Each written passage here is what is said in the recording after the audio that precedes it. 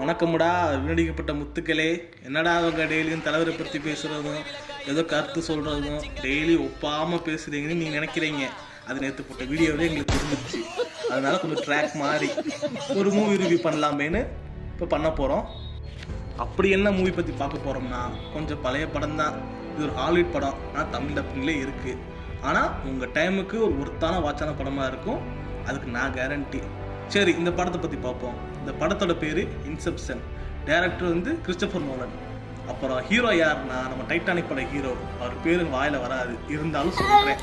யானோட D காப்ரியன்னு ஒரு பேர். என்ன பேர் இவ்வளோ வச்சுக்கோங்க. ஆனால் இந்த படத்தோட பட்ஜெட்டு 160 மில்லியன். ஆனால் பாக்ஸ் ஆஃபீஸில் 839 மில்லியன் அடிச்சிருக்கு. அப்படி என்னடா கதைன்னு பார்த்தா கதை யாருக்குமே புரியாதுங்க. ஃபஸ்ட் டைம் பார்த்து யாருக்குமே புரியாது. ஆனால் அந்த கான்செப்ட்ன்றது யூனிக்கான கான்செப்ட். நீங்கள் விசுவலாக பார்க்குறப்பையும் ஒரு நல்ல ஒரு படமாக உங்களுக்கு தோணும். கொஞ்சம் புரியலாம் சொல்ல. அந்த படத்தை பார்த்துட்டு இதை ஃப்ரெண்ட்ஸ் வேறு வீடியோ பார்த்துக்கோங்க. ஆனால் படம் உங்களுக்கு பார்க்குறப்போ ஒருத்தான வாட்சபுளாக இருக்கும். மூவியோட ஒன்லைன் ஸ்டோரி என்னன்னா, ஒன்லைன் பேரு சொல்லிக்குவோம், கனவு பற்றின ஒரு படம்.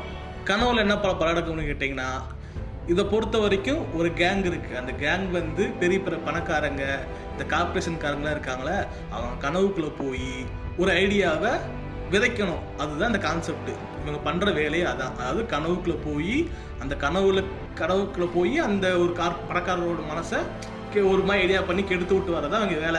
இதைத்தான் பண்ணிட்டு இருக்காங்க. இதை எப்படி கொண்டு போகிறாங்க, இவங்க உலகம் எப்படி இருக்குது, இவங்க அந்த கனவுக்குள்ள எப்படி போகிறாங்க, இதை பற்றிலாம் டீட்டெயிலாக சொல்லியிருப்பாங்க. அதை நீங்கள் படம் பார்த்து தெரிஞ்சுக்குவோங்க. இந்த படம் அப்பயே சொல்லிட்டேன், இந்த படம் புரியாது தான். ஆனால் நீங்கள் பார்க்குற அந்த விஷுவலாக இருந்தாலும் சரி, அந்த ஐடியாலஜி இருந்தாலும் சரி, உங்களுக்கு அது கரெக்டாக அமையும். படத்தை நீங்கள் போய் கண்டிப்பாக பாருங்கள். அதே மாதிரி நான் இந்த படத்தை பார்த்தப்ப கிளைமேக்ஸில் வந்து ஹீரோ வந்து கனவுல இருப்பாரா ரியாலிட்டியில் இருப்பான்னு சொல்லி ஒரு கன்ஃபியூஷனாகவே முடிச்சுட்டு போயிருப்பாங்க. நீங்களும் படம் பாருங்கள்.